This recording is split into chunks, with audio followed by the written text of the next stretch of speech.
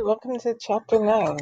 Um, this chapter is something new we haven't talked much about, and it's over thermochemistry, which we're going to just talk about different types of energy and then look at heat. All right, so energy is anything that has the capacity to do work. Um, Everything that happens requires some sort of energy. All of our chemical reactions require energy. Sometimes energy is gained, sometimes it is lost, and it can be done through heat and work. So, what is work? Work is a force acting over a distance. So it's some sort of force over a given amount of length. So, for example, if you're pushing a chair across a room, you can calculate the work associated to do that by knowing what the force of that chair is against you and then how far you've gone. Heat is the flow of energy, and that is caused by a temperature change. Heat and temperature are not the same thing. Heat is simply the type of energy, and that will give us a temperature change. All right, there's different types of energy. We have kinetic energy, thermal energy, potential energy. Let's just define them. Kinetic energy is the energy of motion. Thermal energy is associated with heat change, and so we'll have a temperature change. Thermal energy is a form of kinetic energy. Then we have potential energy. Potential energy is our stored energy. So an energy that hasn't been used yet. It's stored in whatever we're talking about. All right, so here's just a chart showing all that. All right. Some other forms of energy is electrical heat, like we just talked about, which is also called thermal energy, light or radiant energy, nuclear energy, and then chemical energy. So I know you know what electrical energy is. That's the flow of electrical charge. Heat energy is the transfer of heat. It's a kinetic energy, and that has to do with how our molecules are moving. Slower molecules will produce less heat than fast ones will. Light or radiant energy, this is the energy that helps light up a room for you. And that is, if you think back to when we did electron shells and where electrons were, that energy comes from those electrons moving from one shell to the other and then releasing energy. It's just a general example. And then nuclear deals with energy being released from the nucleus of our atoms. And then chemical energy, that has to do with the structure of our molecules, what's attached to what position they're in, and what happens during the process of the reaction. Energy units is joules and calories. So if I'm calculating energy, we're gonna keep it in joules or kilojoules. Calories or kilocalories. Now here is the joule. Oops, sorry about that. This. The joule is symbolized with a capital J. Like I said, though, too, you can have kilojoules, so it'd be lowercase k, capital J. And then we know that if I have 1 kilojoule, then I have 1,000 joules. So just simple kilo comparison. All right. Our second one we're going to use is calories. Calories is also a measure of energy, and we are going to use calories or kilocalories. Then we have here what we call as our food calorie. So this is the calories that you read on the back of a package. A food calorie is symbolized with a capital C.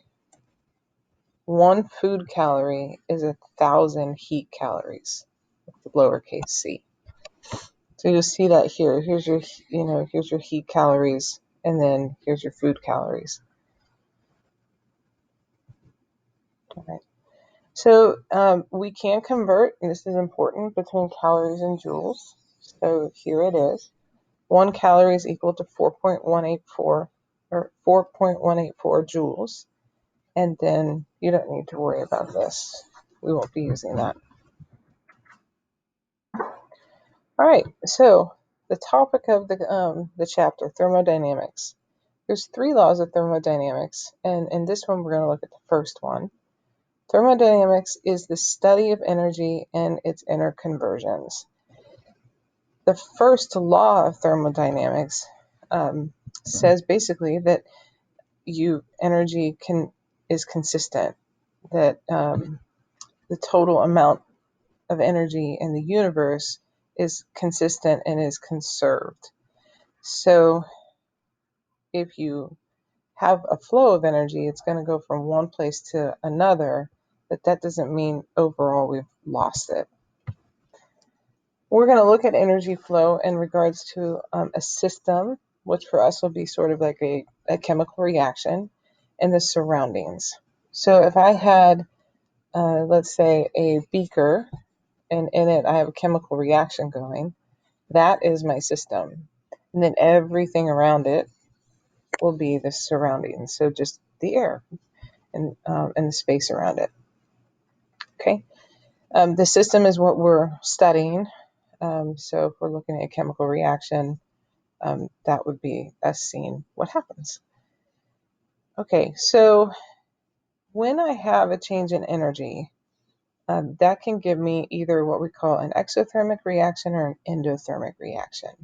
And this deals with energy flow between the system and the surroundings. So if my energy flows from the system to the surroundings, so if it goes from the system to the surroundings, the energy of the system will drop, right? Let's say it's in the form of heat. So if I lose heat, my reaction is going to get cooler, so the system energy drops. But that heat will be released to the surroundings, and then the surrounding will get that energy, or its energy will increase. When that happens, I have an exothermic reaction. Then on the opposite note, if energy flows into the system from the surroundings, then the energy of my system will increase, and I have an endothermic reaction. An exothermic reaction feels warmer, and an endothermic reaction feels cooler if you're holding it. So here's basically our first law of thermodynamics. Energy is neither created nor destroyed, it's conserved. So that means that the energy of my universe, the change in it is going to be 0, because these are always going to be consistent. All right, internal energy is the sum of the kinetic and potential energies of all the components of our system. It is a state function, and the change in the internal energy of a system only depends on the amount of the energy in the system at the beginning and the end, not how it got from point 1 to point 2, which is the definition of a state function. Okay. Actually, go here. So let's talk about an exothermic reaction.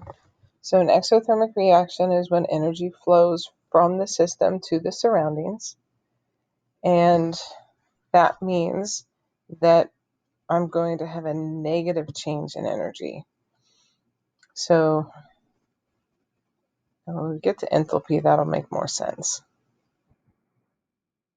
An endothermic reaction, this is when we have the energy flowing from the surroundings to the system. So that your reaction, if that's your system, it's taking in the energy, and you'll have a positive energy change if we were calculating it. All right.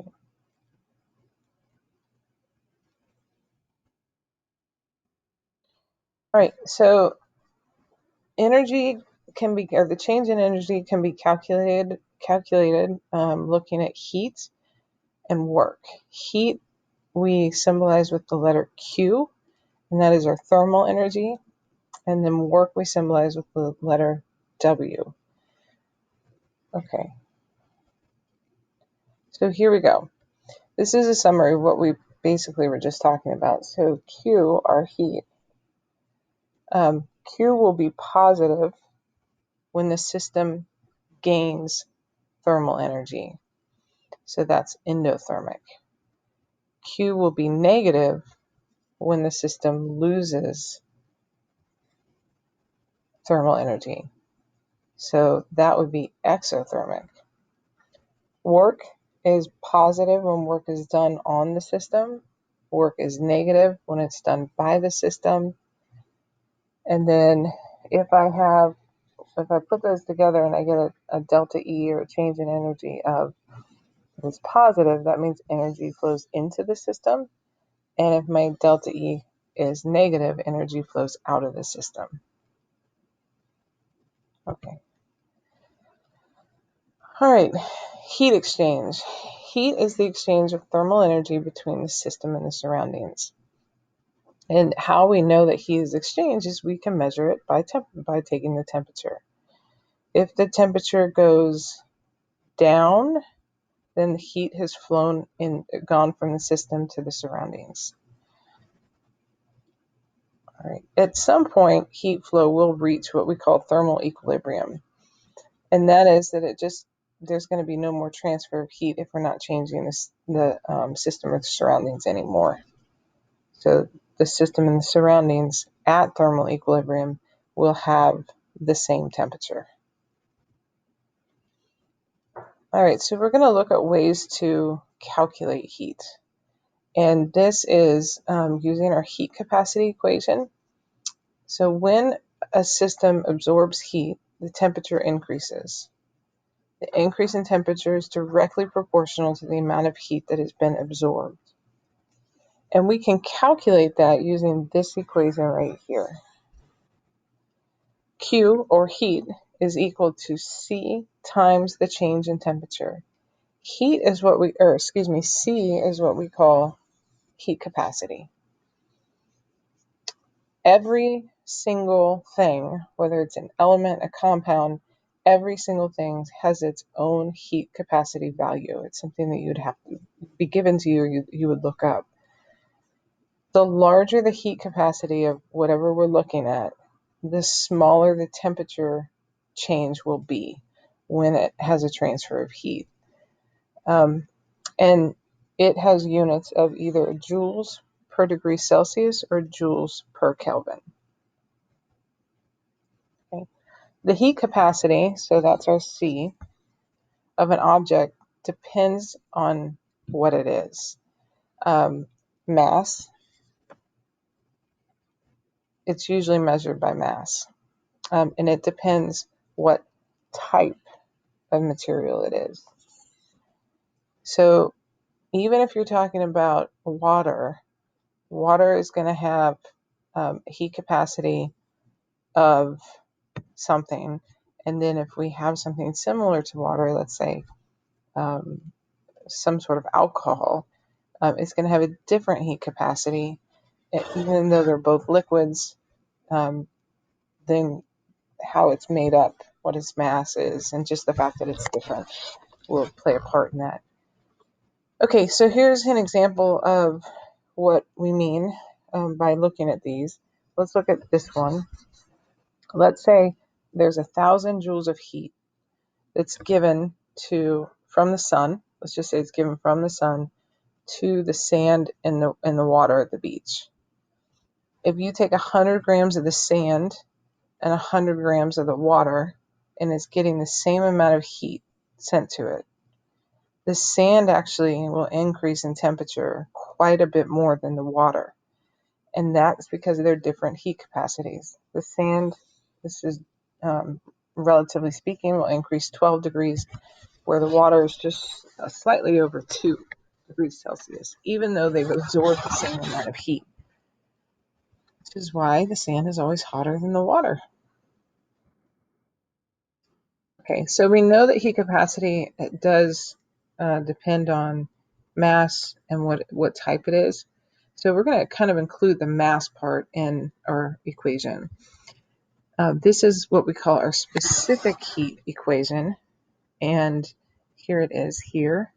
So again, we have heat in joules is in this Q is equal to the mass of whatever we have times what we call the specific heat capacity times the temperature change. The specific heat capacity, again, is just something you're going to look up or it'll be given to you. All right, so here's some heat capacity examples. Let's take a look here, like water. Water has a specific heat capacity of 4.18 joules per gram degree Celsius. That's going to be our unit for specific heat. And we'll use some of these to solve these problems. Okay, so let's look here. We find a penny. All right. How much heat is absorbed by the penny? So it's telling us that the penny, we can say, is pure copper. How much heat is absorbed by the penny as it warms from the temperature of the snow, which is -8 degrees Celsius, to the temperature of your body, which is 37 degrees Celsius. Assume the penny is pure copper and has a mass of 3.18 grams. All right, first I'm going to go back here. Let's find copper. Copper has a specific heat capacity of 0.385. So we're going to write that here. 0.385 joules per mole degree Celsius. Okay, so then I'm going to use my equation. Q is mass times specific heat times the temperature change. All right, so then I just plug this stuff in. I'll plug in the mass times the specific heat. I'm going to run out of room here with units. Joules per mole Celsius times the temperature change.